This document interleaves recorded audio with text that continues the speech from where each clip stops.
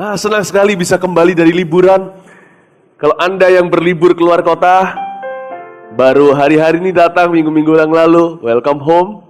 Yang tidak kemana-mana, tetap di Surabaya, you are still home. Dan senang sekali untuk bisa sepanjang hari ini menyampaikan firman Tuhan, reuni dengan jemaat sekali lagi. Tahukah Anda bahwa Anda dikasihi, Anda selalu disayangi, selalu dikangeni. Anda adalah jemaat yang sangat dikasihi oleh Tuhan Yesus. Kita berikan kemuliaan untuk Tuhan. Dan yang hadir di sini banyak yang gak kelihatan mata. Saya mau melanjutkan pengajaran saya sepanjang hari ini konklusinya hari ini. Dan banyak jemaat dari Kebaktian 2 pukul 10 yang live streaming sekarang. Karena saya memang minta mereka live streaming yang kebaktian terakhir ini berkenaan dengan yang saya sharingkan tadi siang. Siapa di sini yang hari ini mendobel ibadah minimal lebih dari 1 kali untuk ikuti pengajaran ini? Angkat tangan. Wow, puji Tuhan ya, biar Tuhan kenyangkan, orang yang haus lapar tidak akan pulang hampa. Nah, saya mau kita langsung aja ke firman Tuhan sekarang.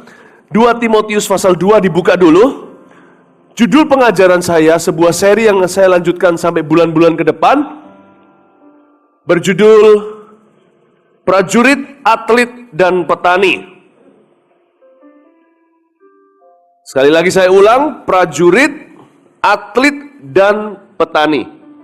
Dan yang di tengah sini adalah jagoan basket favorit saya, Stephen Curry. Ya, tahun lalu juara NBA.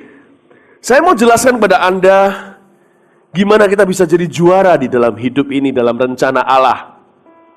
Oleh karena itu, kita akan dalami 3 karakter ini yang disebut di dalam surat Timotius. Yang pertama adalah tentara. Yang kedua adalah olahragawan atau atlet. Yang ketiga adalah petani. Nah, sepanjang hari ini saya menyampaikan tentang prajurit.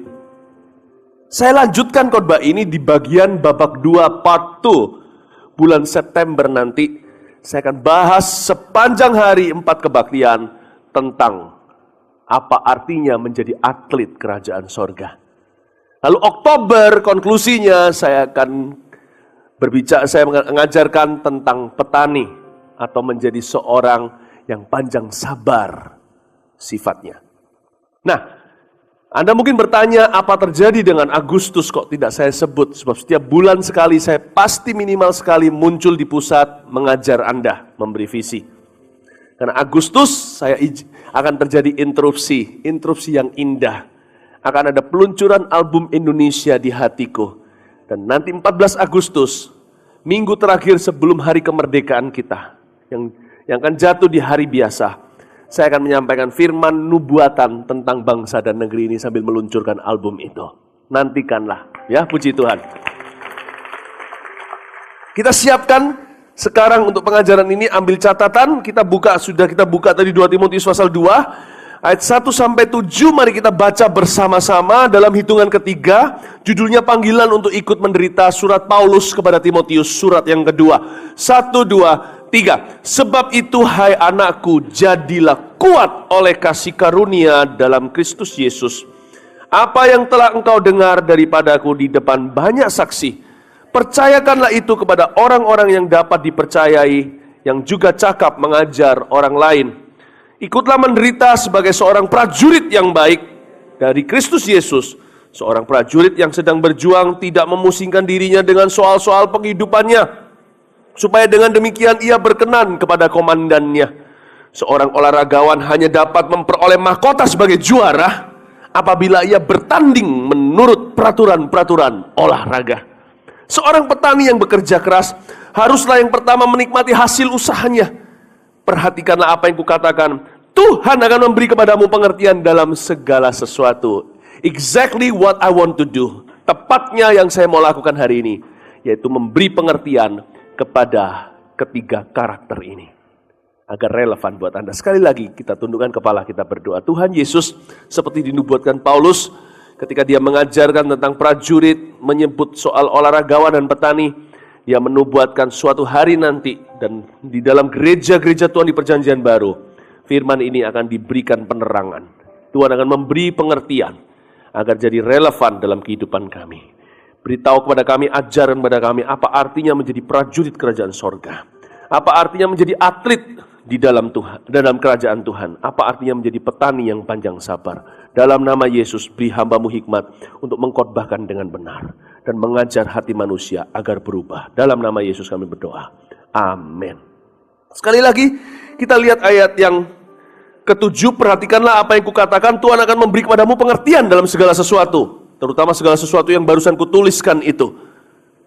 Saya mau sekarang lompat melihat satu ayat yang Paulus juga tuliskan di surat 2 Timotius. 2 Timotius pasal 4 ayat 7, dia ilustrasikan dirinya sendiri di dalam 3 karakter ini. Aku telah mengakhiri pertandingan yang baik. Aku telah mencapai garis akhir dan aku telah memelihara iman. Coba perhatikan lagi, aku telah mengakhiri pertandingan yang baik. Dia berbicara layaknya seorang prajurit saja. Seorang prajurit pasti yang mengemban misinya harus menyelesaikannya. Lebih baik seorang prajurit itu mati di dalam misi daripada pulang tangan hampa, membebaskan sandera contohnya. Jadi ketika Paulus berkata, aku telah mengakhiri pertandingan, dia berkata, saya telah menyelesaikan perjuangan. Seorang Kristen yang tahu bahwa dirinya punya DNA prajurit kerajaan Tuhan, bukan karena kita adalah youth group Gereja Mawar Sharon Army of God.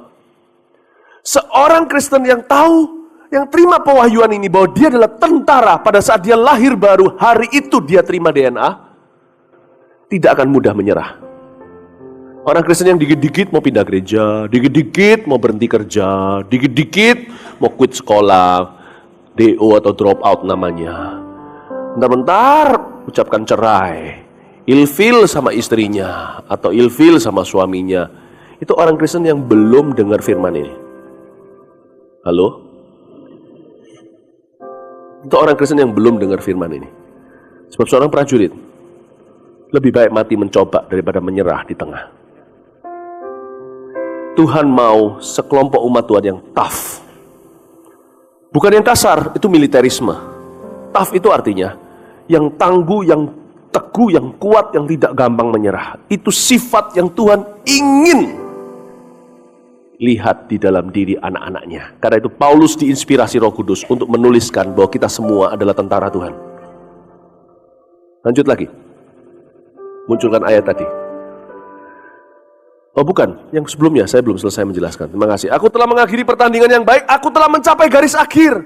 Bayangkan seorang atlet olahragawan yang maraton berlari berkilo-kilometeran, lalu dia angkat tangan di udara dan ketika dia mencapai garis finishnya, lalu pitanya pun putus persis di perut dan dada. Coba bayangkan image itu. Ini dia berkata, aku seorang atlet, disiplinku tinggi, komitmen mentalku tangguh. Aku selalu melihat garis finish di depanku. Dan ketika dia berkata, aku telah memelihara iman, saya bisa bayangkan seorang petani yang pelihara sayuran. Buah-buahan yang dia tanam yang tidak tumbuh semalam. Dia pupuki, dia jagai dari hama. Dia pelihara dengan panjang sabar. Bapak, Ibu, Saudara, tidak bisa kita hanya punya sifat tentara, nanti militerisme. Kita yang adalah tentara Tuhan juga harus menjadi petani, panjang sabar dan tahu waktu, lemah lembut dengan tanam-tanaman. Tapi kalau kita hanya lemah lembut doang, lama-lama tidak akan terjadi perubahan. Kita harus seperti tentara yang tegas, olahragawan yang disiplin. Tuhan mau ketiga-tiganya. Tapi tunggu September dan Oktober, saya akan jelaskan sisanya. Hari ini prajurit saja. Ya, mari sekarang kita lihat ayat yang keempat. Ayat keempat berkata, seorang prajurit yang sedang berjuang tidak memusingkan dirinya dengan soal-soal penghidupannya, supaya dengan demikian ia berkenan kepada komandannya. Bapak Ibu harus tahu bahwa seorang prajurit definisinya sederhana, yaitu seorang tentara yang tentara yang berjuang demi negara. Seorang prajurit itu hidupnya bukan miliknya, tetapi hidupnya sudah milik negaranya. Karena itu waktu kita baca ini kita harus tahu bahwa Kristuslah yang memiliki kita. Hidup kita bukannya kita lagi, tapi Kristus di dalam kita. Prajurit, kalau Anda pikir tentara, Anda pikir apa? Saya langsung kalau mikir tentara, saya mikir hierarki, otoritas. Seorang prajurit tahu, dia punya atasan. Yesus suatu hari ingat, pada waktu didatangi seorang perwira Italia, perwira menengah. Semua orang datang tarik-tarik jubahnya, suruh dia datang ke rumah. Perwira ini berkata, aku pun seorang atasan, di bawahku pun ada bawahan. Jikalau aku berkata kepada bawahanku, pergi ke sana, pergi ke situ, mereka akan menurut. Tuhan, kau tak perlu datang ke rumahku, aku tidak layak menerimamu. Katakan sepatah kata saja, hambaku akan sembuh. Yesus berkata, wow, iman seperti ini tidak ada di Israel. Sejak hari itu, maka saat itu juga hamba orang itu sembuh. Setannya pergi, penyakitnya lenyap. Maksud saya ngomong begini apa? Kadang-kadang, seorang prajurit paling mengerti apa itu otoritas kerajaan sorga. Karena itu kalau seorang tentara terima Tuhan, tidak susah untuk dia bisa menangkap isi hati Tuhan dalam kerajaan sorga. Saya mau beritahu kepada Anda satu kebenaran, bahwa di atas kita ada otoritas yang lebih tinggi. Orang Kristen yang liar, yang merasa bahwa kekristenan adalah agama, dia sama sekali bukan orang Kristen di mata Allah. Orang Kristen yang masih merasa hidupku milikku, saya ragu apakah dia Kristen sejati atau Kristen beneran. Kekristenan itu dapat saya rangkum dalam satu kalimat. Ku telah mati dan tinggalkan cara hidupku yang lama. Bukannya aku lagi yang hidup, tapi Kristus di dalamku. Mau ngikut Yesus harus sangkal diri. Pikul salib setiap hari dan mengikut Tuhan. Berita firman yang saya sampaikan sekarang mungkin tidak populer bagi banyak orang. Tapi saya tidak mau melihat kekristenan di courting, saudara. Kekristenan definisinya tidak boleh dikurangi. Kristen itu artinya mati bagi diri sendiri. Yesus yang hidup di dalam diri kita.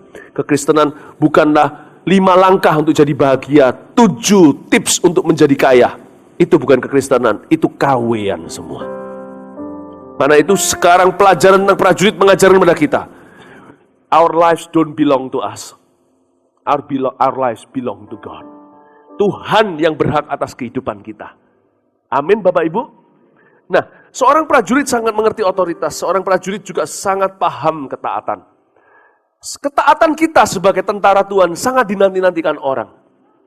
Ketaatan yang tertulis di dalam Alkitab jangan ditawar lagi. Firman Tuhan mengajarkan mengampuni, sekalipun seseorang menyalahi Anda 7 kali, 70 kali, Anda harus ampuni, jangan negosiasi. Sebab seorang prajurit tidak menerima saran, dia menerima perintah. 10 perintah Allah bukan 10 saran Allah. Bahasa prajurit itu bahasa order, saudara. Tidak pernah kalau seorang atasan meminta kepada bawahannya untuk pergi berperang, kira-kira kamu mau enggak ya? Itu bukan bahasanya. Suruh push up. Tidak berkata, apakah Anda berkenan untuk push up 50 kali? Dia langsung berkata, do it. Saya tidak ajarkan bahwa itu adalah gaya bahasa kita di dalam gereja atau dalam keluarga. Militerisme bukan cara Tuhan. Tapi sifat ketaatan itu yang harus kita tiru, Bapak Ibu. Amin, Bapak Ibu. Tuhan itu kalau memberi direct orders, you just obey.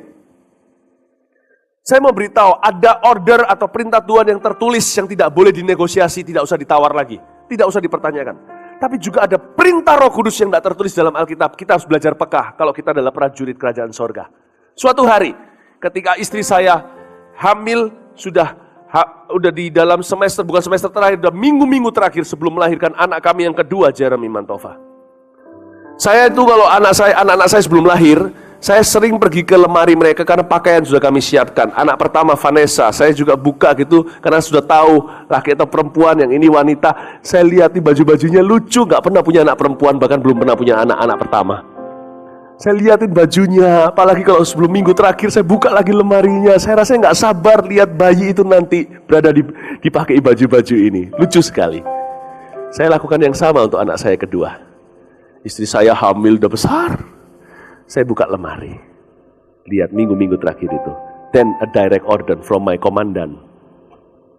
Pergi ke Amerika. Bukan untuk jalan-jalan. Pergi ke Amerika. Khotbah di sini. Sampaikan firman-Mu. Ketemu orang-orang ini. Hah? Filipus ini melayani di Samaria. Banyak orang. Disuruh pergi ke Sida-Sida 1 orang saja. Masa mau? Kan rugi waktu, kan tidak efisien. Investasi waktunya. Dan bagi saya, kalau ada orang berkata, enak ya pelayanan bisa jalan ke Amerika segala, enggak enak. Saya lebih suka di rumah, percaya atau enggak. Tidak ada lebih enak daripada di rumah sendiri. Saya tidak pernah kalau pelayanan itu aji mumpung, diundang orang, disediai tiket segalanya. Nggak mau saya. Malah freedom saya terbatas. Kalau saya mau pergi bukan untuk pelayanan, kalau saya mau jalan-jalan, saya jalan-jalan. Nggak usah pakai menunggangi pelayanan segala. Jadi saya tahu apalagi lebih susah bagi saya. Karena 1 minggu lagi Jeremia akan lahir. Sorry, waktu itu 2 minggu. Saya pergi kan 1 minggu. Jadi 2 minggu lagi Jeremia akan lahir. Tahu nggak, saya buka lemari itu, saya mau menangis. Istri saya hamil, besar. Saya harus tinggalkan. Tidak pernah saya lakukan ini dengan anak pertama. Anak kedua saya harus tinggalkan. Untungnya saya datang, tidak lama setelah itu melahirkan, tidak luput saudara. Saya kata, kenapa aku harus pergi? Saya tanya sama Tuhan. Tuhan tak berkata sama saya, kalau kamu prajurit, kamu tidak mempertanyakan atasan. It's a direct order. Saya tidak bisa jelaskan, tidak ada Alkitabnya. Pergilah ke Amerika, tidak ada, mana cari. Tapi I know it. It couldn't be wrong, tidak mungkin salah. Saya jalan dengan Tuhan, hidup saya baik-baik dengan Dia. Saya berjalan dengan normal, dengan sehat hubungan saya dengan Tuhan, Tuhanku tercinta. Saya tidak bisa sangkali, saya tahu persis Tuhan suruh saya pergi. It was a direct order. Itu perintah langsung, tidak ditanya opiniku. Seperti Yunus pergi ke Ninive. Oke, saya pergi. Saya pergi cuma ngisi sebuah retreat kecil anak-anak Indonesia. Anda tahu kan? Saya tinggalkan ribuan orang untuk segelintir orang, 20 orang. Ngapain? Saya pergi, I go. Setelah saya pelayanan 1 minggu, hampir ketinggalan pesawat gara-gara Krispy Kreme. Saya pergi, waktu itu belum ada di sini kan, hampir ditutup pesawatnya. Saya orang terakhir, diplototin 1 pesawat, seluruh penumpang. Ini dasar orang Asia, suka telatan. Saya bawa oleh-oleh untuk keluarga. Saya masih ingat, saya pulang saya masih bertanya, why? 1 week later, Jeremy lahir. Terjadi kecelakaan di Amerika. Orang terakhir yang terima Yesus, orang pertama yang terima Yesus waktu saya bicara sama 20 orang itu adalah seorang anak ABG, masih teenager, Dia terima Yesus, nangis-nangis. Orang sekelilingnya pun bisa rasakan hadirat Allah, lalu berbahasa lidah. Saya tidak tahu kenapa sesuatu terjadi, saya tidak bisa mengerti. Suatu hari saya mengerti di sorga. Minggu itu, waktu anak saya lahir, setelah orang ini dan mama dan adiknya ditabrak oleh pengemudi mobil yang sedang high on alcohol. Drinking driving namanya. 3-3, mati semuanya. 3-3 mati. Dan saya dengar dari orang-orang di sana yang kenal, waktu perkabungan mulai terjadi di situ, orang-orang yang kenal dengan mereka handai taulanya cerita sama saya, anak ini pulang ke rumah injili mamanya dan adiknya. Suatu hari mereka keluar, ditabrak pengemudi yang tidak bertanggung jawab, meninggal dunia semua. Kalau Anda tanya sama saya, kenapa Tuhan izinkan? I don't know. Kalau Anda tanya sama saya, mengapa mereka mati? I don't know. Tapi suatu hari saya di sorga, saya yakin akan ada tangan kecil anak ABG, tangan dia nggak besar, yang berkata, thank you Pastor Philip, for you came. Why me? Kenapa saya? I don't know. Kenapa enggak Tuhan utus penginjil di Amerika? I don't know. Saya enggak mempertanyakan komandan saya. It was a direct order. Go! Tapi Tuhan, anak kedua saya mau lahir. Kalau lahir tiba-tiba saya di Amerika gimana? Go! Saya tutup lemari itu dengan menangis. Lihat baju-baju mengmungil, baju-baju bayi laki-laki. Saya beritahu sama istri saya, aku pergi sebentar ya. Go. Istri saya juga bisa merasakan konfirmasi. You have to go. This is God. Ini Tuhan. Hidupku bukannya aku lagi, saudara, tapi Yesus dalamku. Tapi puji Tuhan, semuanya menjadi baik. Saya pulang tidak lama setelah itu melahirkan segalanya. Hari ini saya tidak heran, anak saya punya hati pelayanan yang besar. Baru pertama kali ini mereka ini dengar sharing saya sekarang ini. Tidak heran anak saya ini hatinya sangat-sangat besar untuk pelayanan, sangat terbeban. It was during the moment before he was born, when his daddy obeyed God's direct order. Pada waktu sebelum dilahirkan, 1 minggu persis itu, papanya taat kepada komandannya. Sebuah perintah langsung, dilakukan. Tidak ada di Alkitab. Tapi saya hidup dengan pewahyuan ini. Aku hanyalah prajurit. Hidupku milik negara. Bukan negara Indonesia saja. Hidupku milik kerajaan sorga. Ini bukan tergantung profesi, saudara. Anda bisa jadi seorang pengkhotbah tapi pelarian. Menjadi buronan kerajaan sorga. Anda bisa jadi pendeta tapi tidak jalan sepadan dengan Tuhan Yesus. Tapi Anda juga bisa jadi pengusaha atau ibu rumah tangga tapi taat dan dengar-dengaran dengan Tuhan. Terima pewahyuan ini. Anda dan saya hanyalah prajurit. Hidup kita sudah disumpah milik seseorang di atas sana. Kalau Anda dan saya tidak bisa berpikir gitu, jangan jadi orang Kristen. Kekristenan artinya mati bagi diri sendiri. Kristus yang hidup di dalam kita. Makanya namanya Kristen. Christ belong to Christ. Amin Bapak Ibu Saudara. Saya ceritain sebuah cerita sederhana. Dan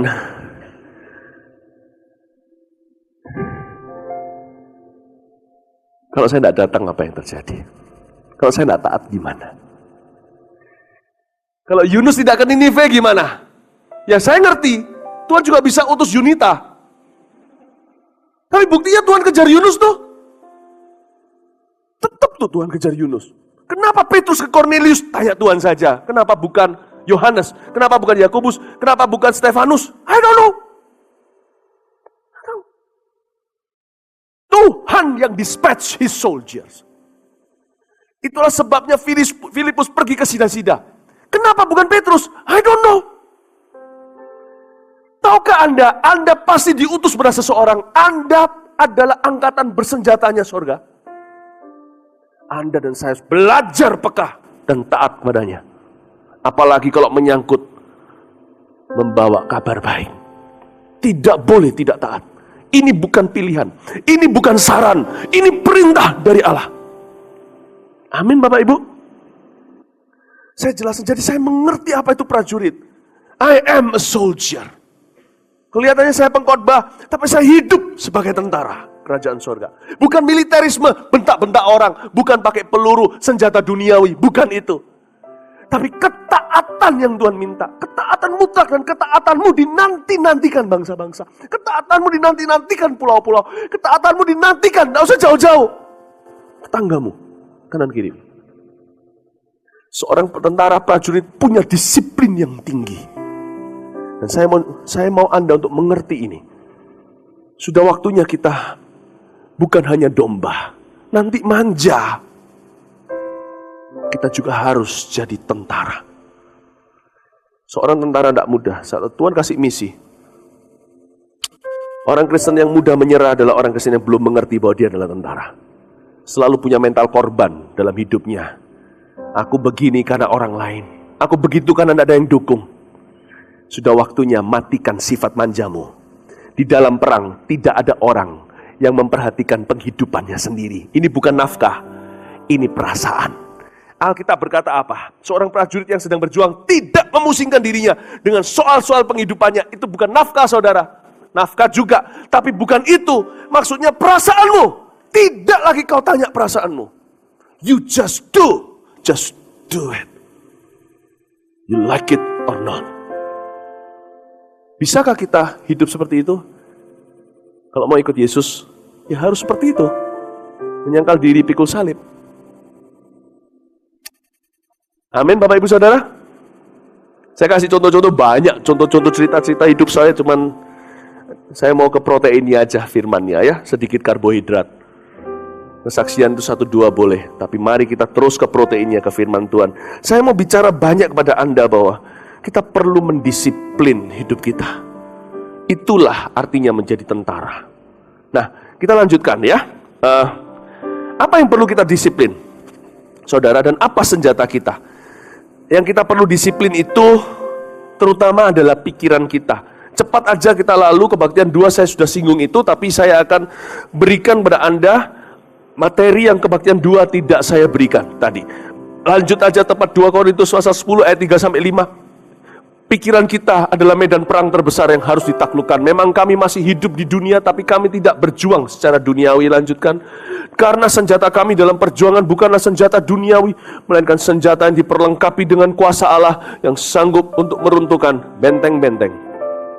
Kami mematahkan setiap siasat orang dan merubuhkan setiap kubu yang dibangun oleh keangkuhan manusia untuk menentang pengenalan akan Allah. Kami menawan segala pikiran dan menaklukkannya kepada Kristus. Dari ayat 3-5 Korintus ini, kita belajar satu kebenaran, bahwa medan peperangan seorang prajurit Kristus yang terbesar adalah pikirannya. Disiplin pikiranmu, jangan hidup dari perasaanmu. Sebab seorang tentara yang sedang berjuang tidak menghiraukan penghidupannya. Do not rely on your feelings, but strive for unquestionable obediences. Jangan bergantung kepada perasaanmu, tapi targetkan ketaatan yang mutlak pada Tuhan Yesus Kristus. Disiplin pikiranmu, taklukkan kepada Kristus. Bagian-bagian tertentu yang selalu membantah Allah, belajar untuk serahkan kepadanya. Ketika Tuhan berkata ampuni 7 kali 70 kali, Anda tidak berkata tetapi, Anda berkata ya Tuhan dan amin, beriku kekuatan. Karena di dalam peperangan dan hidup yang sangat singkat, pertanyaan yang tidak perlu bisa menyebabkan kehilangan nyawa. Saya kasih contoh, kita berperang sama-sama membebaskan sandera. Belum lagi untuk menyelamatkan jiwa kita sendiri ketika dalam peperangan yang sengit seperti itu. Kalau saya berkata kepada seseorang teman saya, di dalam platun saya berkata, tolong lemparkan kepada saya senapan itu. Lalu Anda bertanya, why? Tor! Seseorang mati. Hidup itu singkat sekalipun kita hidup 70-80 tahun. Dan peperangan rohani itu jelas karena firman Tuhan berkata, peperangan kita bukan melawan darah dan daging, tapi penghulu dunia yang gelap. Baik itu ada ayat yang berkata roja di udara, bla bla bla dan sebagainya. Kalau Anda baca kitab di Efesus itu, kitab yang sudah klasik sekali, peperangan kita bukan melawan darah dan daging, Anda akan tahu bahwa dunia ini gelap semua. Jadi kita ini sekarang hidup di teritori musuh. Entah Anda di Surabaya, Amerika, Indonesia, Asia, China, dimanapun Anda pergi. Di tempat rumah yang neighborhoodnya, tetangganya banyak malingnya, atau yang kelihatannya kelas yang elit, yang bagus, yang aman, dijaga satpam. Dimanapun Anda, selama Anda menghirup udara, selalu ada roh jahat. Selama Anda di dunia, selalu ada penghulunya. Dimanapun tidak ada tempat aman. Saya tidak ngomong ini untuk mengambil rasa aman Anda, tapi supaya Anda tahu, Anda di teritori lawan. Hidup kita suka nggak harus jadi pendeta, nggak usah dipakai oleh Tuhan, nggak usah dipakai oleh Allah. Setiap orang, Kristen nggak Kristen, sungguh-sungguh nggak sungguh-sungguh, berguna atau nggak berguna bagi kerajaan Allah, diserang setan siang dan malam tanpa dia sadari. Paling tidak lewat kedagingannya, terus menerus dikocoh di situ. Dari sini kita harus tahu bahwa peperangan kita nyata. Karena itu kita sebagai orang Kristen, kalau kita mau betul-betul berjalan dalam rencana Allah yang sempurna, kita tidak mau melulu frustrasi dalam hidup ini, bertanya-tanya apa yang menjadi tujuan hidup kita, maka kita mesti harus mengerti bagaimana berperang secara rohani. Kita harus tahu perlengkapan senjata kita apa saja. Dari ayat yang kita baca kita tahu dulu bahwa pikiran kita adalah medan perang yang ditargetkan setan setiap hari. Pikiran ini. Dan pikiran itu harus ditaklukkan kepada Yesus. Roma 12 ayat 1-2 berkata. Lihat ini. Karena itu saudara-saudara, demi kemurahan Allah, aku menasihatkan kamu supaya kamu mempersembahkan tubuhmu sebagai persembahan yang hidup, yang kudus dan yang berkenan kepada Allah. Itu adalah ibadahmu yang sejati. Ya, kita semua mau kan hidup kita itu diserahkan mengalami kehendak Tuhan, tapi kuncinya itu di pikiran. Kita lihat ayat yang kedua. Jangan kamu menjadi serupa dengan dunia ini, tetapi berubahlah oleh pembaruan budimu, sehingga kamu dapat membedakan manakah kehendak Allah, apa yang baik, yang berkenan kepada Allah, dan yang sempurna. Tahu nggak saudara? Hidup kita nggak akan mengalami kemenangan kalau pikiran kita tidak diserahkan. Hidup kita nggak akan mengalami perubahan kalau pikiran kita tidak diperbaharui.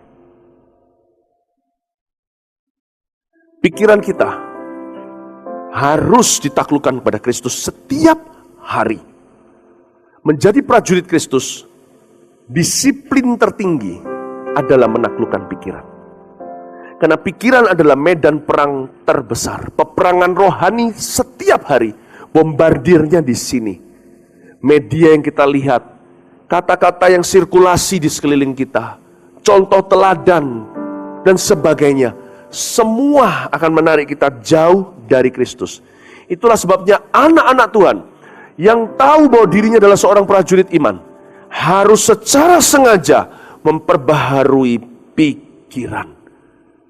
Nah, kita harus tahu di mana sumber kekuatan kita. Saya jelaskan dulu bahwa pikiran itu penting dan perlu. Sekarang lihat 2 Korintus 5 ayat 17. Bunyinya begini.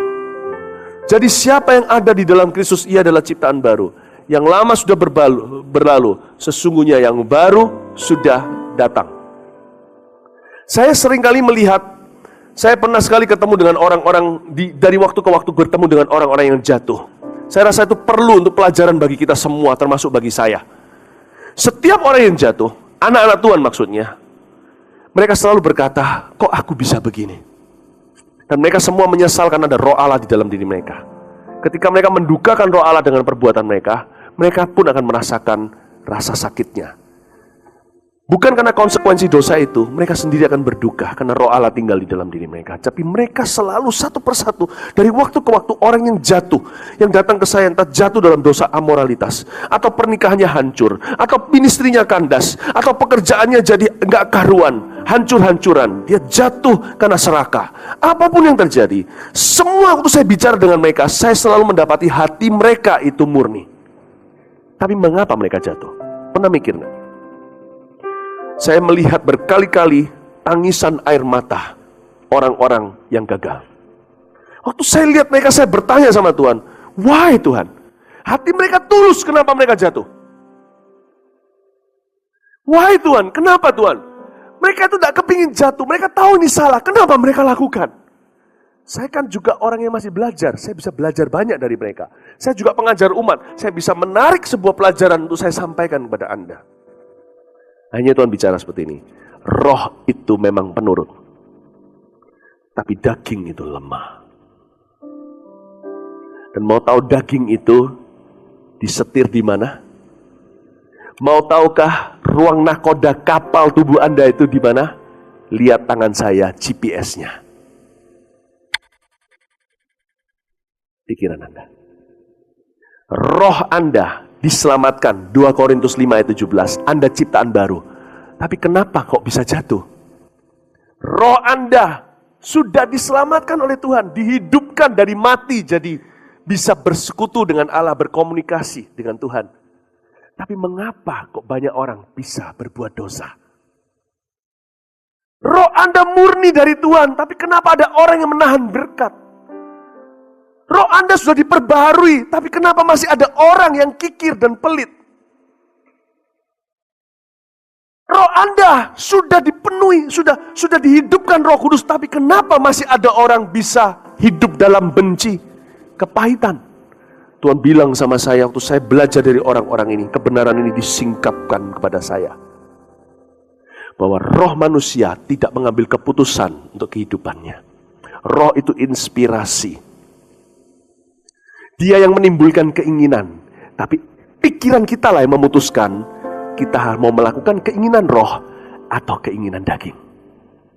Paham maksud saya Bapak Ibu? Saya mau menjelaskan kepada Anda bagaimana menjadi orang Kristen yang berkemenangan dengan terlebih dahulu tahu medan perangnya di mana, supaya Anda tidak menembak musuh dalam kegelapan. Anda harus tahu di mana medan perangmu. Dan di Alkitab dikatakan Roma 8 ayat 16 munculkan di sini supaya saya mau tak beritahu pada Anda, roh itu penurut, roh itu murni, roh itu bersaksi bersama-sama dengan roh kita bahwa kita adalah anak-anak Allah. Pada waktu hari di mana engkau dilahirkan baru, saya menerima Yesus, di dalam diri kita ada sesuatu yang mati, yang eternal atau yang kekal itu, roh manusia dihidupkan. Dan roh itulah yang bisa komunikasi dengan roh Allah. Roh itu bersama, roh Allah bersama dengan roh kita bersaksi bahwa kita adalah anak-anak Allah. Makanan roh itu bukanlah capjai kuah. Jadi karena itu kalau Anda berdoa makan Jangan sampai kita berdoa seolah-olah seperti orang yang tidak tahu kebenaran. Ya Tuhan, terima kasih untuk makanan pecel di depanku ini. Terima kasih untuk kue tiaw ini. Biarkan Engkau menjadikannya berkat bagi tubuh jasmani kami maupun secara rohani. Salah. Tubuh jasmani, titik di situ. Jangan rohani. Roh kita tidak makan capcay, tidak makan kue tiaw. Roh itu makanan cuma satu. Are you ready? Firman. Jadi Anda tidak bisa berdoa, terima kasih Tuhan, biarkan berkati makanan, minuman, hidangan malam ini, dan orang-orang yang menyediakannya, berkati menjadi kekuatan jasmani maupun rohani kami. Salah. Jasmani saja. Berkati jasmanimu. Roh itu makannya cuma ini. Dan berbahasa lidah. Bukankah ditulis di Alkitab, di Perjanjian Baru, berdoalah dalam roh, untuk meneguhkan imanmu, membangun imanmu yang kudus. Roh itu hanya dibangun dengan itu. Itulah sebabnya kenapa banyak orang yang well-meaning, orang bermaksud baik untuk ikut Tuhan dan bermaksud baik untuk sesama dan untuk manusia, umat manusia, tapi jadi jahat, jadi kayak setan, kayak momok perbuatannya. Dia itu tawanan, rohnya lemah, penurut tapi lapar, sehingga tidak bisa menjadi inspirasi. Dia rohnya tidak bisa menguasai. Dia hidup bukan oleh roh. Coba lihat sekarang di Roma pasal 8 ayat 15 supaya Anda mengerti. Pikiran kita dipengaruhi kondisi roh kita. Karena itu selalu saya ingatkan, mau pacaran bangun kehidupan rohani dulu. Anda mau kerja bangun kerohanian. Anda mau bangun rumah tangga bangun kerohanian. Karena kalau roh kita lemah, pikiran kita ditawan oleh setan. Sebab kamu, bukan ini, iya ini ya. Bukan. Roma 8 ayat 5, bukan 15, sorry. Sebab mereka yang hidup menurut daging, memikirkan hal-hal yang dari daging. Bisa lihat itu. Mereka yang hidup menurut daging, yang dagingnya kuat, pikirannya kedagingan. Mereka yang hidup menurut roh, yang dagingnya dibuat kelaparan. Benci, tidak dikasih makan. Ayo, kita benci, ayo kita tidak mengampuni. Tidak digubris, tidak dihiraukan. Tapi ketika Roh Kudus berkata dalam diri kita, ampuni, dan kita taati, roh kita semakin hari semakin kuat. Maka pikiran kita pun memikirkan hal-hal yang daripada roh.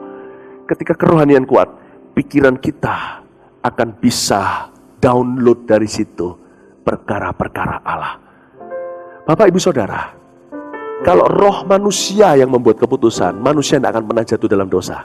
Ketika saya lihat orang-orang itu menangis yang sudah jatuh itu, saya bilang, andai kata roh mereka yang buat keputusan hidup mereka semua, melulu keputusan hidup mereka dibuat oleh roh mereka, maka roh selalu penurut. Mereka akan selalu ngikut. Mereka akan selalu baik-baik saja. Karena yang membuat keputusan hidup kita adalah pikiran kita. Pikiran ini dipengaruhi oleh rohmu atau oleh dagingmu. Itulah sebabnya saya bilang read the Bible every day. Itulah makanan rohmu, bukan capcay kuah. Pray in tongues every day. Berdoa dalam bahasa roh setiap hari dan bangun dirimu di atas dasar imanmu yang paling kudus. Pray. Pray when you wake up. Pray before you go to sleep. Pray, berdoa ketika Anda bekerja, bukan ketika bicara dengan klien dan customer segala, tapi diam-diam dari waktu ke waktu berdoa. Terus.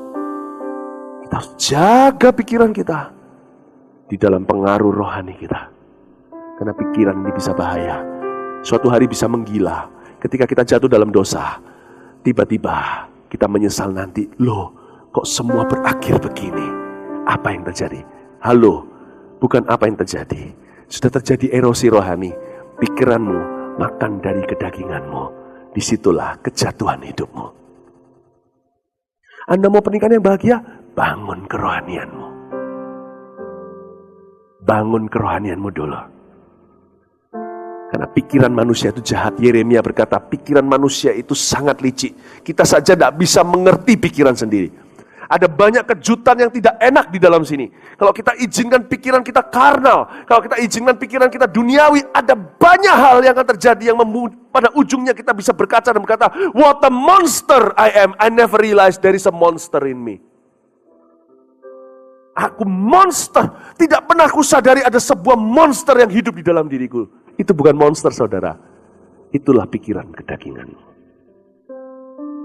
Karena itu Tuhan berkata di sini di Roma 8, hiduplah oleh roh. Live by the Spirit, not by the flesh. Bangun kerohanianmu, Bapak, Ibu, dan Saudara. Seorang prajurit punya satu disiplin. Tentara duniawi, disiplinnya push up. Bangun pagi jam 3, digerujuk air dingin. Lalu dinaik ke gunung, di hutan berapa hari. Fisik. Latihan badani terbatas gunanya. Tapi prajurit rohani, latihannya bukan itu semua push up segala. Latihannya adalah ketaatan. Latihan kita bukan latihan seperti tentara duniawi. Latihan kita adalah membangun kerohanian kita. Dan harus disiplin. Karena rintangan terbesar ketika kita membangun kerohanian bukan setan, pikiran sendiri. Nggak percaya? Tuhan suruh ngampuni orang yang Anda benci. Siapa yang menghalangi? Pikiranmu sendiri. Tapi dia harus berubah dulu dong, baru aku ampuni. Siapa momoknya? Bukan setan, pikiran sendiri. Karena itu firman Tuhan di Korintus tadi yang kita baca 10 ayat 3-5.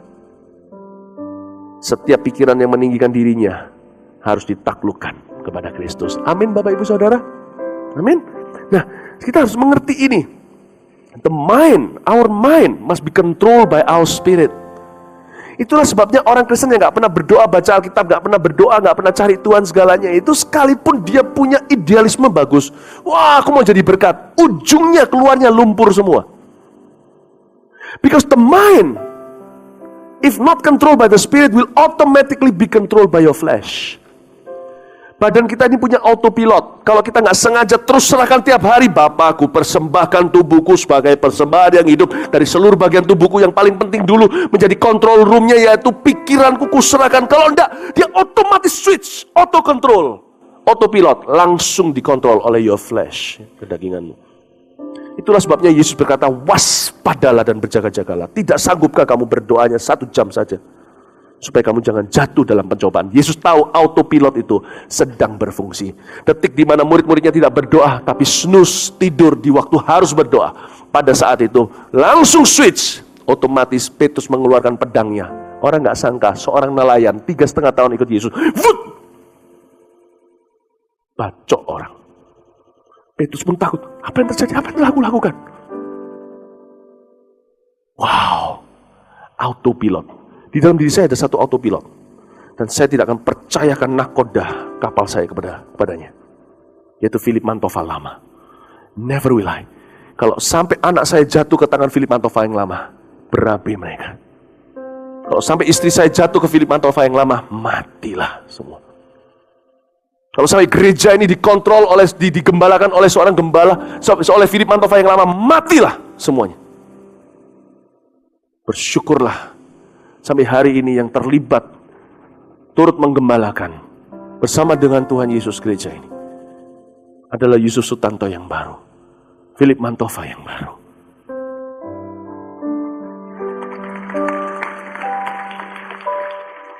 I will never trust my children to the old me. Never will. If I love them, I will have to love Jesus first. Kalau saya mengasihi mereka, saya harus mencintai Tuhan Yesus dulu. Karena hanya Tuhan Yesus yang tahu bagaimana mengasihi mereka lebih baik dari saya. Anda pernah lihat gak papa yang ingin cinta anaknya justru dipukuli tidak karuan? Mama yang kepingin cinta sama anaknya justru perfeksionis dan menuntut anaknya dan mengutukinya.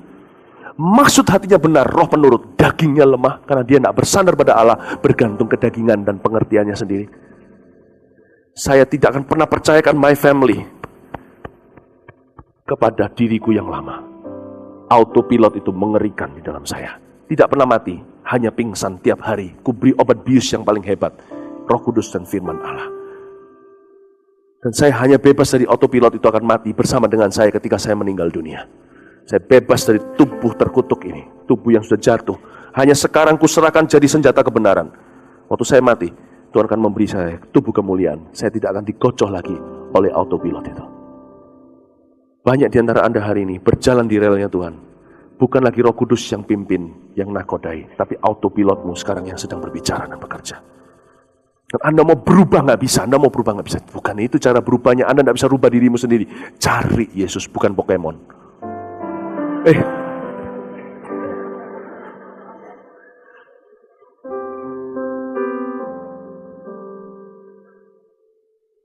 Langkah pertama berubah bukan berubah.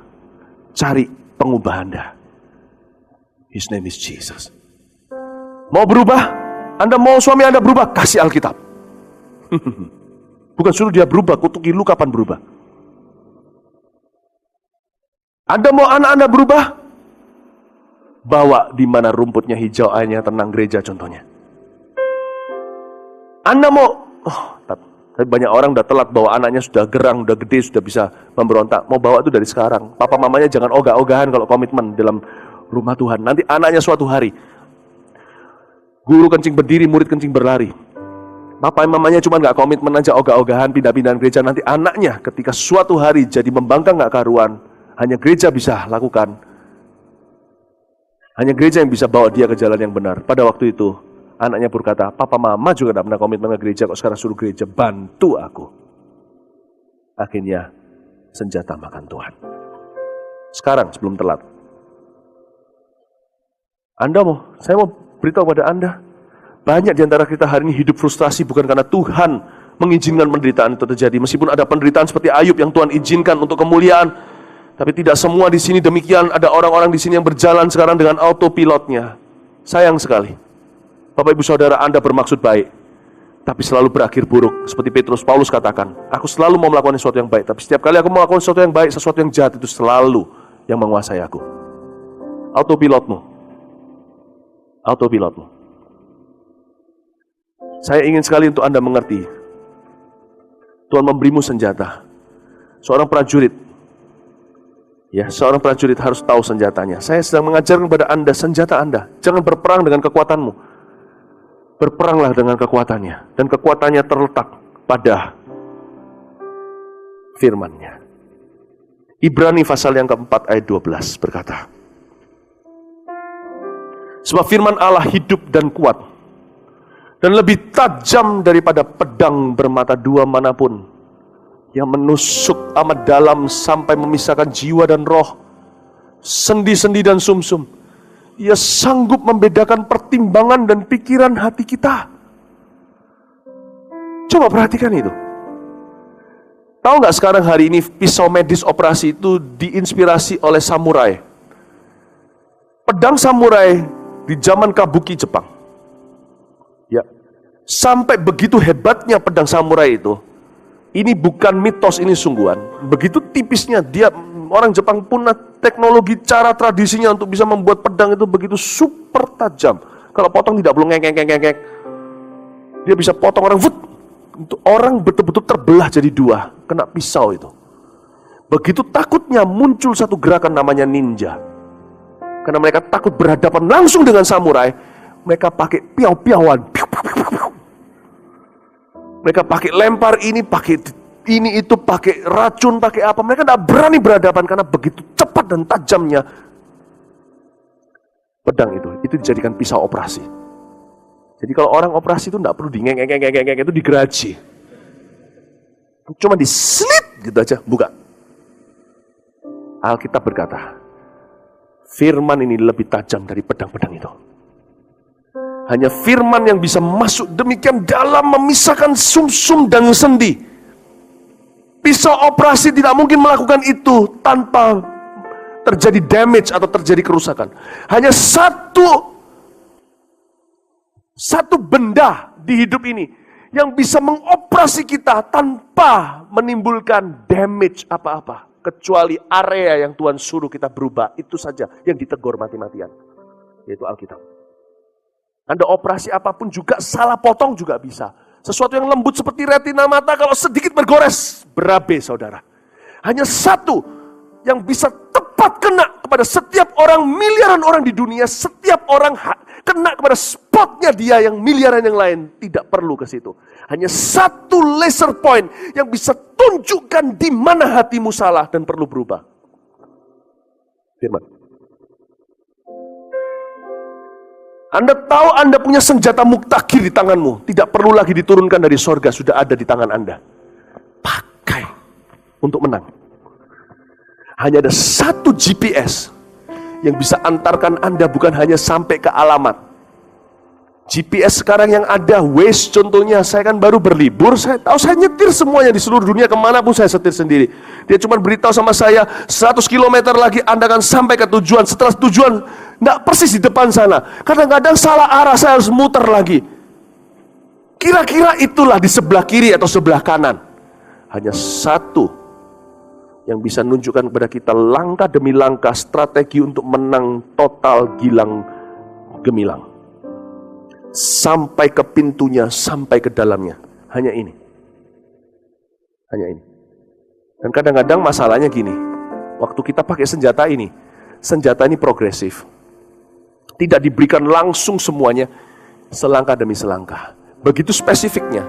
Kita tidak bisa ambilnya obral sekaligus semuanya sekarang kita dapat. Hari ini kita dapat, besok clue berikutnya. Seperti Amazing Race saja. Karena begitu spesifik yang Tuhan mau lakukan dalam kehidupan kita. Itulah sebabnya banyak orang tidak bisa respect firman. Karena nggak sabar. Mau kelihatan semua gambarnya. Nggak bisa. Tuhan suruh Anda ngampuni hari ini. Anda lulus itu. Langkah berikutnya akan membawamu dekat kepada air yang tenang, rumput yang hijau itu. Daripada kemenangan. Saya mau beritahu kepada Anda. Firman itu hidup.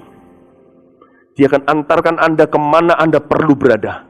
Di dalam hadirat Allah, dalam rencananya. Dan kita mesti harus mengerti bagaimana menggunakannya. Coba kita sekarang lihat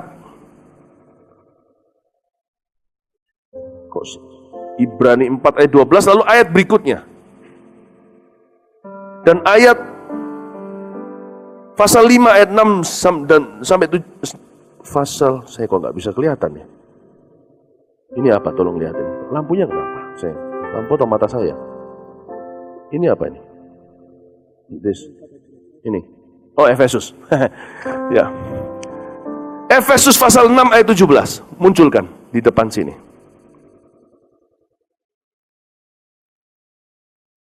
Dan terimalah ketopong keselamatan pedang roh, yaitu firman Allah. Saudara tahu enggak? Sebagai prajurit Kristus kita harus mengerti bahwa firman Tuhan itu adalah satu-satunya senjata yang both defensive and offensive. Sama-sama adalah senjata yang untuk bertahan dan senjata untuk menyerang. Dalam hal ini di Efesus 6 ayat 17 dijelaskan bahwa firman kali ini adalah senjata menyerang. Pedang roh, dia adalah senjata yang menyerang. Bapak Ibu Saudara, firman ini luar biasa. Pada saat Yesus dicobai, digoda oleh setan, Yesus selalu berkata, ada tertulis. Betul atau enggak? Yesus selalu berkata begitu. Kalau ada sesuatu, Tuhan diberitahu, buatlah roti dari batu, Tuhan berkata, ada tertulis seperti ini. Saya senang sekali stylenya Tuhan Yesus. Tuhan Yesus itu memberikan firman, bertahan dengan firman yang spesifik, dan menyerang dengan firman yang spesifik. I love it. I love it. Makanya Alkitab berkata di Mazmur, atau di Amsal, barang siapa yang membaca firman akan menemukan, menyingkapkan di dalamnya rahasia firman itu. Orang yang mencari firman mendapat hal yang baik. Saya berdoa dalam nama Yesus, agar sekali lagi tak jenuh-jenuh saya akan ingatkan. Kalau Anda prajurit, Anda harus tahu bagaimana menggunakan tembak Anda. Saya kagum sekali dengan bagaimana para prajurit, beberapa orang yang saya kenal. Saya pernah kenal dengan satu orang yang sangat tahu senjatanya. Seorang marinir Amerika. Waktu itu saya kenal dengan dia waktu saya lagi pelayanan ke Amerika. Dia tunjukkan pada saya gimana caranya, senjata segalanya. Dia latihan, dia tahu senjatanya. Senjata mutakhir percuma kalau Anda tidak tahu bagaimana menggunakannya. Lalu terakhirnya pulang, saya dikasih oleh-oleh. Lencananya dia dikasih ke saya. Lalu saya dikasih satu peluru yang dia pakai waktu dia perang di Irak, di Afghanistan. Dia kasih saya kosongan pelurunya. Dia kasih saya, Pastor, so you will remember me. I love it. Apa membuat prajurit itu profesional? They know their weapons and they know how to use their weapons. Apa yang membuat Kristen lemah? Hayo. They don't know their weapon. They don't know how to use their weapons. Mereka tidak tahu, tidak kenal senjatanya. Kalaupun mereka tahu senjata itu senjatanya, Alkitab contohnya, mereka tidak tahu gimana mempergunakannya. Belajar dari Yesus. Ketika dia diserang, dia pakai firman yang spesifik untuk menjawab. Ketika dia diberitahu, buatlah roti dari batu, dia tidak berkata, jangan cobai Tuhan Allahmu. Nggak cocok saudara. Dia pakai ayat apa? Ada tertulis, manusia hidup bukan hanya dari roti saja, tapi dari setiap firman yang keluar dari mulut Allah. Betul atau enggak? Ketika Tuhan Yesus disuruh melompat dari bait suci yang tinggi, dari sebuah bait gedung yang tinggi, dan dia kasih ayat yang spesifik untuk serang Tuhan, tapi ayat itu dipakai untuk menjatuhkan. Jatuhlah dari sana, maka malaikat akan dikirimkan untuk supaya kakimu tidak terantuk pada batu. Setan tahu kalau Yesus ping dan pongnya pakai firman, setan pakai firman juga. Setan itu licik sekali, dia bisa pakai firman to twist its meaning, atau untuk membengkokkan artinya, untuk mengelabui Anda. Tapi Yesus tidak menjawabnya. Manusia hidup bukan dari roti saja. Setan ketawa. Aku suruh kamu jatuh kok kamu bilang soal makanan. Yesus berkata apa? Jangan cobai Tuhan Allahmu. Wow. Apa yang membuat kita hari ini tidak mengalami kemenangan? Setan tidak mundur dari keluarga kita. Setan tidak mundur dari bidang usaha kita. Setan tidak berkutik, tidak bergeming di dalam kehidupan kita. Teritorinya tidak bisa kita rampas. Tanah perjanjian tidak pernah kita tempati, tidak pernah kita dapatkan. Mau tahu kenapa? Karena kita tidak bisa menggunakan senjata kita. Karena kita tidak memakai firman secara spesifik. Itulah sebabnya investasi saya terbesar dalam hidup ini bukan properti. Investasi saya yang terbesar, saudara, bukan komoditas, bukan emas, bukan uang, bukan cash, bukan tunai, bukan dolar, bukan pound sterling. Investasi saya terbesar di hidup ini. Dan di atas dasar itu saya investasikan segala sesuatu hidup saya dengan benar. It's the Bible.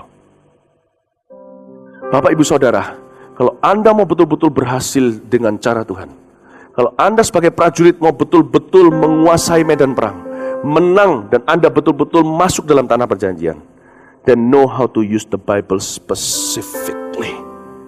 Bukan untuk berkhotbah loh ya, tapi di dalam benak Anda. Maka perkataanmu telah kutaruh dalam hatiku, supaya jangan aku berdosa kepadamu. Pakai secara spesifik. Katakan, pakai firman secara spesifik. Amin. Saya baca Alkitab, saya masih ingat Alkitab saya yang pertama. Ini bukan yang pertama, ini Alkitab khotbah saya. Ada coret-coretan saya, ada note-note saya. Saya punya Alkitab yang pertama, itu sudah hancur-hancuran. Saya baca bolak-balik udah ratusan kali. Lalu setelah itu, Alkitab Inggris saya yang pertama adalah NIV Study Bible. Itu juga hancur.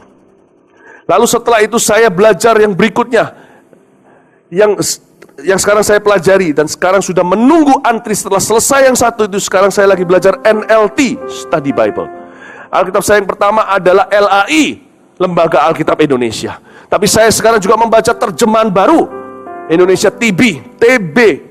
Lalu juga saya baca dengan online, saya download BIMK, Bahasa Indonesia Sehari-hari.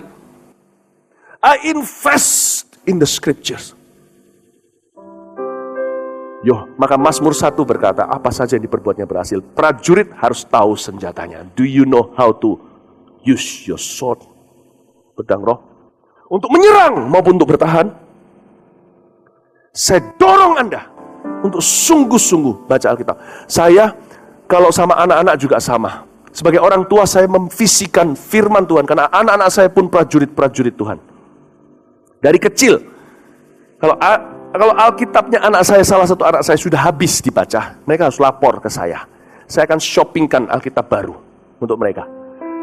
Nanti kalau sudah selesai yang ini, sekarang ada 3. Anak saya yang paling kecil sudah ada 3 Alkitab. Yang pertama sudah selesai, yang kedua sudah hampir selesai. Kemarin waktu kita berlibur, kita shopping cari Alkitab untuk mamanya, cari Alkitab untuk anaknya masing-masing. Koko sudah dapat, adik sekarang dapat. Lalu tanya sama saya, kalau saya sudah baca selesai yang ini, Daddy, harus gimana? Baca lagi yang ulang yang itu atau yang baru? Saya bilang yang baru dulu, nanti kalau belum beli Alkitab yang baru, baca yang lama lagi, diulang lagi. Saya visikan kalau Anda di kepala keluarga, Anda perhatikan, jangan cuma perhatikan pakaian anak Anda, atau jam tangannya, atau tasnya. Perhatikan Alkitab pribadinya. Saya merekomendasi, saya memberikan saran kepada Anda, untuk Anda perhatikan. Kalau saya mau lihat anak saya pergi ke medan perang, karena saya punya visi begini, anak saya tiap hari akan pergi ke medan perangnya, mereka seperti domba di tengah serigala. Saya tahu, saya juga mengalaminya, setiap hari saya keluar rumah itu seperti domba ke tengah serigala. Saya tidak bisa lihat, kalau saya mau lihat anak saya pergi perang ke Afghanistan, saya pasti akan cek, kalau saya adalah jenderalnya dan orang tuanya, saya akan cek hari, kamu sudah bawa senternya enggak? Kamu sudah bawa pelurunya? Pelurumu ada amunisinya dalamnya. Saya akan cek dia punya. Saya akan cek dia punya tembak, dia punya pistol, dia punya senapan. Pastikan kamu pergi, aman pulang. Orang Kristen yang punya pewahyuan ini pasti akan beri untuk anaknya. Pastikan yang pertama yang Anda perhatikan, gear atau perlengkapan senjata yang dia bawa adalah firman Allah. I'm a pastor, I'm busy. Saya sibuk. Tapi satu hal tidak bisa luput dari saya. Saya mau lihat anak saya punya Alkitab perlu diganti yang baru enggak. Sekarang udah bukan usianya, saya tambahkan yang lebih tua. Atau gimana? Anda kalau papa, Anda itu tanggung jawab Anda. Amin. Invest in the Bibles. Invest in the Bible. It is God's weapon. Amin, Bapak Ibu Saudara. Ya. Nah, satu lagi terakhir lalu kita selesai. Anda diberkati Tuhan. Apalagi senjata kita? Roma 8 ayat 26 sampai 28. Demikian juga Roh membantu kita dalam kelemahan kita, sebab kita tidak tahu bagaimana sebenarnya harus berdoa. Tapi Roh sendiri berdoa untuk kita kepada Allah dengan keluhan-keluhan yang tidak terucapkan. Dan Allah yang menyelidiki hati nurani mengetahui maksud Roh itu, yaitu bahwa ia sesuai dengan kehendak Allah berdoa untuk orang-orang kudus. Ayat 28, kita tahu sekarang bahwa Allah turut bekerja dalam segala sesuatu untuk mendatangkan kebaikan bagi mereka yang mengasihi Dia, yaitu bagi mereka yang terpanggil sesuai dengan rencana Allah. Dari pelajaran ini kita diajari bahwa Roh Kudus turut berdoa. Senjata kedua yang saya mau jelaskan pada Anda di kebaktian ini setelah firman Allah adalah bahasa roh. Kita lihat di 1 Korintus 14 ayat 2. Praying in tongues, bunyinya demikian. Siapa yang berkata-kata dengan bahasa roh, tidak berkata-kata kepada manusia, tapi kepada Allah. Sebab tidak ada seorang pun yang mengerti bahasanya. Oleh roh ia mengucapkan hal-hal yang rahasia. Kalau Anda ketua CG, Anda mesti doakan, bukan paksaan, tapi doakan sebagai berkat atas mereka, agar satu persatu di dalam anggota CG-mu, satu-satu dipenuhi Roh Kudus dengan berkat Pentakosta. Kalau Anda mau pergi ke Gurun Sahara, Anda bawa apa? Anda pasti bawa minum. Di dalam hidup ini yang penuh dengan hal tidak menentu, Anda mau bawa apa? Anda mau bawa kompasnya Tuhan. Bahasa roh itu kompas. Karena ketika kita berdoa, seperti yang katakan di Korintus tadi, 1 Korintus 14 ayat 2 munculkan lagi. 1 Korintus 14 ayat 2, siapa berkata dengan bahasa roh, tidak berkata sama manusia, tapi kepada Allah. Dia mengucapkan hal-hal yang rahasia. Kalau kita berdoa untuk apa yang sudah lalu, lebih gampang saudaraku. Kita berdoa untuk sesuatu yang sudah terjadi. Tapi kehidupan sebagian besar masih belum terjadi. Karena itu bahasa roh adalah senjata. Kalau kita berdoa hanya doa secara mental, maka kita akan frustrasi di dalam berdoa. Saya kasih contoh. Untuk Anda berdoa sebuah kasus contohnya. Pembunuhan di Nice kemarin ini. Terorisme. Anda mau berdoa bagi dunia, harus gimana? Hayo doanya. Kalau Anda mau berdoa untuk sebuah tindakan terorisme, Anda harus berdoa gimana? Kalau Anda warga negara Prancis, Anda harus berdoa gimana kalau Anda anak Tuhan? Anda harus berdoa agar terorisnya ditangkap? Atau Anda doa supaya tidak ada benci lagi di dunia ini? Atau Anda berdoa supaya Tuhan hiburkan para keluarga yang kehilangan anggotanya, 82 orang itu? Kalau Anda adalah seorang yang berada di negara itu, anak Tuhan gereja situ, Anda gimana? Kalau Anda hanya berdoa dengan pikiran manusia yang terbatas, maka Anda juga akan dapat hasil yang terbatas. Saya akan berdoa untuk semua yang saya sebutkan tadi. Saya berdoa agar keluarganya dihiburkan. Saya berdoa agar orang-orang itu ditangkap, supaya dunia lebih aman. Saya berdoa untuk ini itu. Tapi saya pastikan sebagian besar doa saya adalah kurabaka shana namatayasya. Yanamataka shokarapatayasya. Saya akan berdoa lebih daripada pemahaman saya akan sebuah situasi yang terbatas. Pengertian saya yang tidak lengkap itu membuat doa saya juga tidak tahu harus ke arah mana. Tapi kalau saya berdoa dengan bahasa roh, saya mengucapkan misteri-misteri Allah atas sebuah situasi. Saya sedang mendoakan sebuah keadaan dari inspirasi Roh Kudus, bukan dari pengertianku yang terbatas. Maka doaku tidak akan berakhir frustrasi, dan hasilnya pun tanpa batas. Karena Roh Kudus, Roma 8, berdoa melalui diriku. Saya berdoa agar seluruh anak-anak saya akan speak in tongues. One of the gifts that has blessed me so much yang membuat saya bangun tidur setiap hari, berani ke kantor, berani bekerja, berani keluar. Sekalipun saya belum lalui hari itu, hari masih di depan saya, adalah bahasa lidah. Saya berdoa, doakan. Dan kalau Anda belum memperoleh ini senjata yang Anda bisa dapatkan. Karena doa bahasa roh itu doa intelijen. Sebelum Anda sampai ke lapangan Afghanistan contohnya, Anda sudah dapat report-report intel. Itulah sebabnya orang yang berbahasa roh sebelum dia keluar rumah, ketika dia bekerja atau di dunia ini, dia bisa mengalami kepekaan. Kadang-kadang bisa tahu sesuatu terjadi seperti deja vu, seperti sudah terjadi sebelumnya. Anda bertemu dengan seseorang yang interview, hati Anda bisa nggak sejahtera hari itu karena Anda sudah berbahasa lidah. Anda tahu ini orang akan menjebakmu. Dan mungkin memang ada bukti subjektif, tapi ujungnya setelah kejadian sesuatu Anda tahu, wow, aku dituntun Roh Kudus, aku tolak dia. Bahasa roh itu senjata dalam gelap. Ini luar biasa. Saya berdoa di gereja Mawar Sharon, Bapak Ibu. Ini gereja kita, ini gereja karismatik Pentakosta. Kita merayakan Paskah, merayakan Natal, Jumat Agung tidak ketinggalan. Ada satu yang kita belum terlalu rayakan, Pentakosta. Dari waktu ke waktu mesti kita kuras habis orang-orang yang tidak berbahasa lidah. Dari waktu ke waktu kita harus tantang orang-orang untuk menerima karunia. Amin Bapak Ibu Saudara. Saya akan sarankan nanti waktu kita meeting lagi, untuk kita kalau setiap kali Pentakosta adakan, kumpulkan jemaat yang belum berbahasa lidah, yang ingin rindu menerima karunia ini sebagai senjata kita semua prajurit di hadapan Tuhan. Silakan berdiri lalu kita berdoakan. Atau tumpang tangan, kalau terlalu banyak kita doa serentak. Dari waktu-waktu, dari tahun ke tahun, kita harus entaskan orang-orang yang rindu menerima namun belum mendapatkannya. Kita harus berdoa. Malam ini juga, kalau ada di antara Anda belum berbahasa lidah, oh my goodness, ini waktunya. Tapi kalau Anda sudah berbahasa roh, maka lihat satu ayat terakhir, saya selesai dengan ini. Efesus pasal 5 ayat 18-19 muncul begini. Dan janganlah kamu mabuk oleh anggur, karena anggur menimbulkan hawa nafsu, tapi hendaklah kamu penuh dengan roh. Berikutnya. Dan berkata-katalah seorang pada yang lain dalam mazmur, kidung puji-pujian, dan nyanyi-nyanyian rohani, bernyanyi dan bersoraklah bagi Tuhan dengan segenap hati. Perhatikan ini, Holy Spirit baptism is only once, but refilling is daily.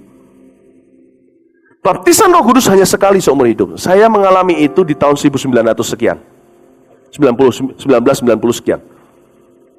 Saya masih ingat kok, saya berbahasa lidah, wow, sukacitanya, itu pertama kali. Tapi setiap hari, baptisan Roh Kudus hanya sekali dengan tanda berbahasa lidah, tetapi setiap hari kita akan dipenuhi lagi. Caranya dipenuhi Roh Kudus itu beda dengan kalau kita dipenuhi secara jasmani. Kalau di dalam dunia alam semesta, kalau kita haus mau minum, caranya meneguk saja. Masuk input, kita akan penuh dan lega, lepas dahaga, betul? Tapi kalau secara rohani, hukumnya terbalik, reverse. Hukum rohani itu banyak terbalik dengan jasmani. Banyak terbalik. Hukum jasmani berkata, pelitlah maka engkau akan kaya. Hukum rohani berkata, barang siapa menabur hartanya, ada yang menabur hartanya semakin kaya, ada yang kikir semakin miskin. Berilah akan kembali kepadamu. Hukum rohani itu seringkali terbalik. Kalau hukum jasmani, kalau kita dahaga untuk lega, input saudara minum teguk air sejuk. Tapi kalau hukum rohani, perhatikan ini, kalau Anda mau penuh, lepas dahaga, justru output. Saya tiap hari penuh Roh Kudus, mau tahu gimana? Tiap hari kalau saya ini prajurit, baptisan Roh Kudus memberikan saya tembak pistolnya di sini. Tapi tiap hari pistol saya berkurang amunisinya, pelurunya tinggal beberapa. Setiap kali saya masuk hadirat Allah, oh rapakapaya shanana, plung, plung, plung, muncul amunisi baru. Caranya gimana kita penuh Roh Kudus? Kalau Anda sudah pernah dibaptis Roh Kudus berbahasa lidah tiap hari. Tiap hari berbahasa lidah. Karena ketika kita output, kita lega. Ketika kita output, justru kita penuh dengan Roh Kudus. Lain, kalau minum tinggal diteguk. Kalau dalam Roh Kudus, justru berkata-katalah. Ayat tadi berkata, penuhlah kamu dengan Roh Kudus, jangan mabuk dengan anggur. Berkata-katalah. Wow, I love it. Berkata-katalah seorang dengan yang lain dalam mazmur, pujian, dan lagu-lagu nyanyian rohani and spiritual songs. Urabaya shanana maram. Itulah dia. Siapa di sini yang belum penuh dengan Roh Kudus? Angkat tangan. Saya tanya lagi, siapa di sini yang belum bisa berbahasa lidah? Angkat tangan. Tetap diangkat tangannya. Oh wow, mari kita semua bangkit berdiri. Kita akhiri dengan mendoakan mereka. Haleluya. Terima kasih ya Tuhan. Terpujilah nama-Mu.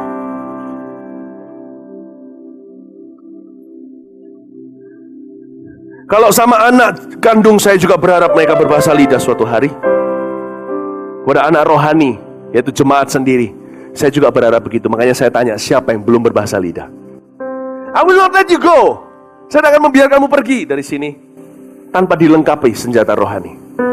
Karena hidup ini penuh dengan tantangan dan di luar dugaan. Anda perlu kompas, Anda perlu peka, roh Anda perlu di-charge dengan kuasa ilahi. Dan jikalau roh itu turun, kamu akan menerima kuasa dan kamu akan menjadi saksiku di Yerusalem sampai ke ujung dunia. Sekali lagi, siapa yang belum berbicara berbahasa lidah tapi yang sekarang berkata, aku mau meminta, aku merindukannya, angkat tanganmu di tempat. Terima kasih ya Tuhan. Terima kasih Tuhan. Haleluya Tuhan. Tetap jangan diturunkan ya tangannya. Saya berdoa agar Anda menerima. Segini banyak, gak mungkin tumbang tangan satu persatu, apalagi sudah waktunya untuk pulang. Saya berdoa aja dari sini. Setelah saya berkata amin, saya minta kompak kita semuanya, urapan korporat. Kita berbahasa roh aja, semua yang sudah bisa berbahasa lidah. Toh, kita yang sudah berbahasa roh, berbahasa lidah, perlu berbahasa lidah lagi untuk terus mengisi, bukan? Bukan dibaptis Roh Kudus sekali lagi, kan sudah, makanya bisa berbahasa lidah. Tapi untuk berbicara lagi, agar terus mengisi, refilling daily. Ingat itu, kita di-charge lagi. Nothing tulus, tidak ada ruginya. Ketika saya berkata amin, kita semua berbahasa lidah. Lihat, nanti kita akan seret mereka semuanya masuk dalam aliran ini. Tapi tidak ada orang yang di sini sudah bisa berbahasa roh yang tengah-tengah, setengah-setengah. Kita harus dengan sungguh-sungguh, dengan suara yang keras, dengan lantang. Kita tidak mau menghemat, tidak mau sungkan, tidak mau malu-malu. Kita mau berbahasa lidah dan memuji Tuhan. Jangan khawatir dengan ayat di Korintus yang berkata, jangan orang berbahasa lidah kalau tidak ada menafsirkannya. Anda harus tahu konteksnya jelas. Paulus sedang menegur sebuah gereja yang abuse God's gift. Yang ngomong bahasa lidah tidak seperlunya, bukan untuk penyembahan waktu berdoa, tapi asyir, waktu di bawah sok-sokan pakai bahasa lidah. Orang tidak ngerti ngomong apa. Jangan Anda jadikan ayat itu menjadi ganjalan Anda untuk berbahasa lidah dengan bebas. Kita semua punya hak sini untuk bersekutu dengan Tuhan, apalagi ini waktu berdoa. Waktu saya berkata amin, semua kita berbahasa lidah. Kita charge kembali dan orang-orang yang akan tangan ini akan berbahasa lidah untuk pertama kali. Amin. Are you ready? Are you ready? Are you ready? Haleluya. Ikuti saya berdoa, semua ikuti untuk dukung mereka. Katakan, Tuhan Yesus, baptiskan aku dengan Roh Kudus. Penuhi aku dengan tanda berbahasa lidah. Terima kasih untuk sebuah senjata. Sebuah senjata doa. Sebuah senjata kepekaan. Sebuah keberanian untuk bersaksi. Sebuah api. Terima kasih Tuhan. Aku terima dengan iman. Firman-Mu berkata, percayalah maka akan diberikan, mintalah maka akan diberikan. Percaya dan haus maka dari dalam diri kami akan mengalir aliran Roh Kudus. Aku terima itu dengan iman. Dalam nama Yesus, aku terima sekarang. Dalam nama Yesus, dalam nama Yesus, dalam nama Yesus. Amin. Doa bayaso, la bayase. Ina mama bayasa, la bayaso. Ina mama bayasa, la bayaso. Ayo kita semua bernyanyi. Semua kita sembah dalam roh. Ina mama bayasa, la bayasa. Ina mama bayasa. Ina mama bayasa, la bayasa. Ina bayasa, la bayasa. Ina mama bayasa. Ina mama bayasa. Ina mama bayasa. Ina mama bayasa, la mo. Ina mama bayasa, la bayasa. Ina mama bayasa, la bayasa. Ina mama bayasa. Ina mama bayasa. Ina mama bayasa, la bayasa. Ina mama bayasa. Ora mama bayasa, la bayasa. Ina mama bayasa, la bayasa. Terus menyembah Tuhan. Terus berdoa dalam bahasa lidah. Termasuk yang live streaming. Termasuk yang live streaming. Terima dalam nama Yesus. Terima dalam nama Yesus yang live streaming. Terima dalam nama Yesus. Ora mama bayasa, la bayasa. Ina mama bayasa, la bayasa. Ina mama bayasa, la bayasa. Turunkan tangannya. Siapa yang barusan menerima bahasa roh untuk pertama kali ketika kita tadi menyanyikan lagu rohani? 1, 2, 3, angkat tangannya kembali. 1, 2, 3. 1, 2, 3. 1, 2, 3. Haleluya, kasih tepuk tangan untuk Tuhan Yesus.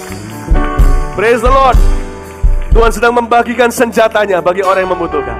Tuhan akan memakai hidupmu dengan luar biasa, yang live streaming juga. Sekarang kita akan berdoa sekali lagi sebelum kita akhiri ibadah. Kita akan berdoa yang sama, cuman bedanya kita akan tumpang tangan pada orang-orang itu di sekeliling Anda. Jangan takut transfer spirit yang tidak baik. Kami yang kontrol dari depan sini. Tidak ada transfer spirit yang tidak baik. Kalau ada orang di sebelah kanan kiri Anda yang angkat tangan sebentar lagi, Anda cukup dengan hormat, laki dengan laki, perempuan dengan perempuan, pegang di pundaknya sini aja. Dan letakkan tanganmu, Tuhan akan pakai tanganmu untuk membaptiskan orang itu ke dalam Roh Kudus. Kalau Anda yang live streaming, kalau ada anak Tuhan di sekitar sana, Anda bisa pegang.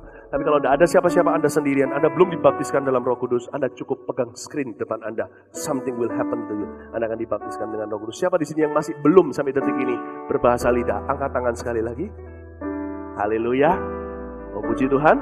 Are you ready? Yang kanan kirinya berarti yang sudah.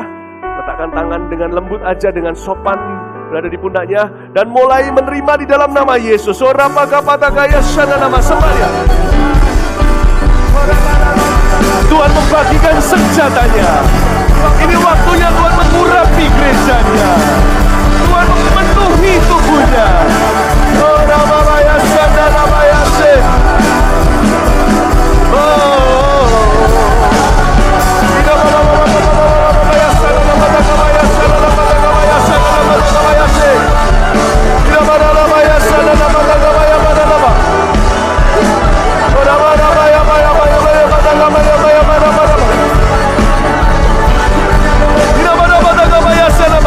Terima dalam nama Yesus.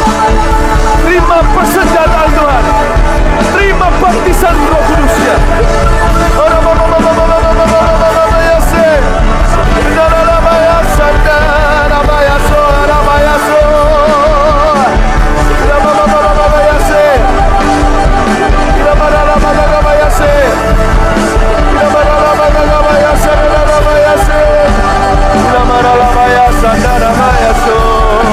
Sembah Dia, jangan berhenti, terus berdoa.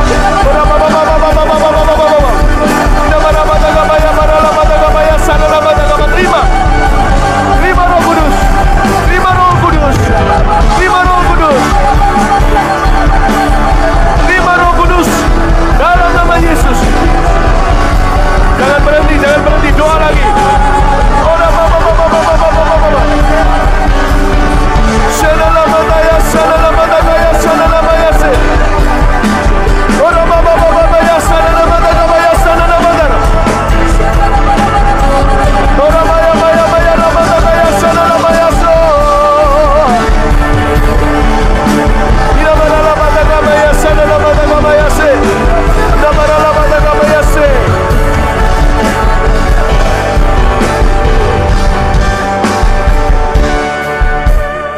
Mari semua tangan turun.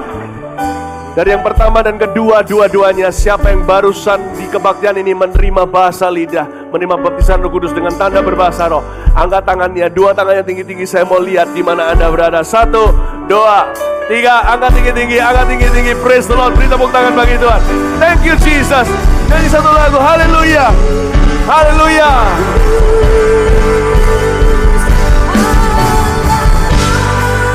Kudus, jamah hatiku dengan urapanmu, rindu selalu dekat denganmu, tinggal di hadirat. Rindu selalu dekat denganmu, rindu selalu dekat denganmu, tinggal di hadirat. Rindu selalu, rindu selalu dekat denganmu, tinggal di hadirat. Mari kita beri tepuk tangan bagi Tuhan. Praise the Lord.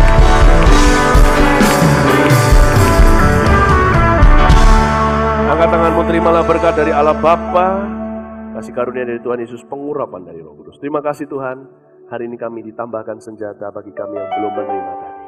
Terima kasih Tuhan, mulai hari ini kami tahu firman dan bahasa roh adalah dua senjata yang tidak bisa kami abaikan. Kami tidak bisa hidup tanpa perlengkapan-Mu. Terima kasih Tuhan, biarkan umat-Mu semakin diperlengkapi untuk hidup menang gilang gemilang. Dalam pekerjaan, bisnis, rumah tangga, keluarga, pelayanan, dan sampai keturunan-keturunan yang akan datang, Roh Kudus terlalu dicurahkan atas jemaat ini. Pulanglah membawa berkat dalam nama Yesus. Amin. Selamat malam, Tuhan memberkati.